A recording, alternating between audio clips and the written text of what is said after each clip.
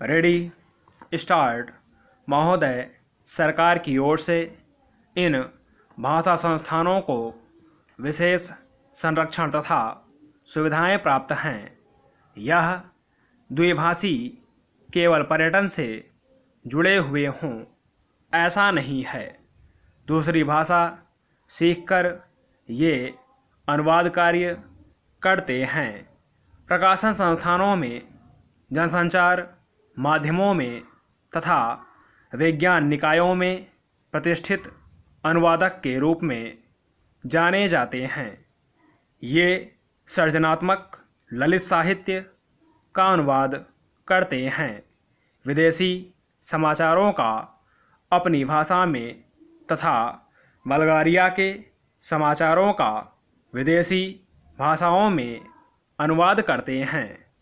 ये अनुवादक अपनी अपनी भाषा के विशेषज्ञ माने जाते हैं। यदि आप कभी बल्गारिया जाएं तो आप देखेंगे कि आप चाहे इनकी भाषा ना जानते हों, किंतु आपकी भाषा जानने वाले आपको ज़रूर मिलेंगे।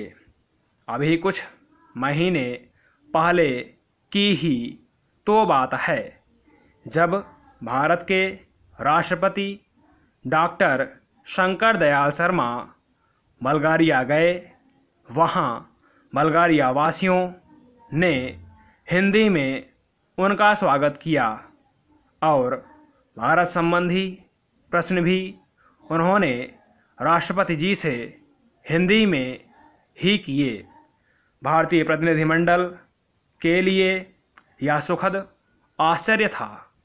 वस्तुतः हिंदी अनुवाद या भाषांतरण उनके लिए व्यावसायिक अनिवार्यता है। यूरोप के अन्य देशों में भी यही स्थिति है, जहां विश्व में प्रकाशित किसी भी भाषा का महत्वपूर्ण शोध निबंध या कोई विदेशी चर्चित साहित्यिक कृति उस देश की भाषा में तत्काल अनुदित हो जाती है। इतिहास साक्षी है कि ईसाई धर्म के प्रचार में अनुवाद की भूमिका कितनी महत्वपूर्ण रही है। ईसाई धर्म के विश्वव्यापी प्रचार के लिए बाइबिल के अनुवाद की व्यापक योजना बनाई गई।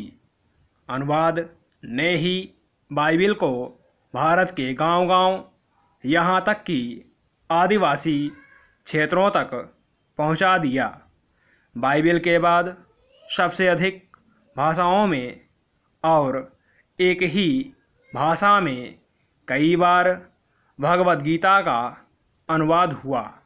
भारतीय दर्शन और प्रतिभा को समझने की लालसा ने विदेशियों को प्रेरित किया कि वे गीता का अनुवाद अपनी भाषा में करें। आज विश्व की सभी प्रमुख भाषाओं में गीता का अनुवाद आपको मिलेगा। अवधी भाषा में लिखित रामचरितमानस भी देश और विदेश की अनेक भाषाओं में अनुदित होकर विश्व साहित्य का अनुपम ग्रंथ बन गया है। वस्तुतः अनुवाद ही वह माध्यम है जो देशीय रचना को भौगोलिक सीमा से मुक्त कर विश्व मंच पर प्रतिष्ठित करता है। गीतांजलि की ख्याति का एक प्रमुख कारण उसका विदेशी भाषाओं में अनुदित होना भी है। अनुवाद दो भाषाओं के मध्य सेतु का काम करता है और दो संस्कृतियों को निकट लाता है।